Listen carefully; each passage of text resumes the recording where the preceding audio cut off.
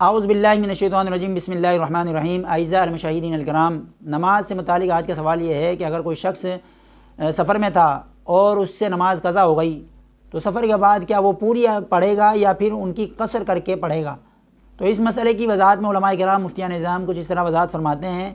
کہ اگر نماز حالت سفر میں قضا ہوئی ہے تو پھر بعد میں جب اس کو قضا کرنا چاہ رہا ہے تو پھر وہ اس کی قصر کر کے پڑھے گا، یعنی اگر 4 رکعتی نماز ہے جیسے ظہر کی ہے تو اس کو 2 کر کے پڑھے گا، اور اگر عصر کی ہے تو اس کی بھی 2 کر کے پڑھے گا، اور اسی طرح عشاء کی جو نماز ہے اس کی جو 4 رکعت ہیں اس کو بھی 2 کر کے پڑھے گا، لیکن عشاء کے اندر وطر بھی اس نے پڑھنے ہوں گے جو 3 رکعت وطر واجب ہے،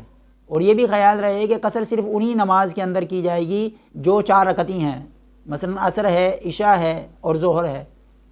فجر کے اندر قصر نہیں ہوگی کیونکہ 2 رکعت ہے، اسی طرح مغرب کی نماز بھی قصر نہیں ہوگی چونکہ وہ 3 رکعت ہے۔ تو خلاصتاً اس مسئلے کو اس طرح سمجھ لیں کہ اگر حالت سفر میں نماز قضا ہوئی ہے 4 رکعتی نماز کو پھر 2 کر کے پڑھیں گے،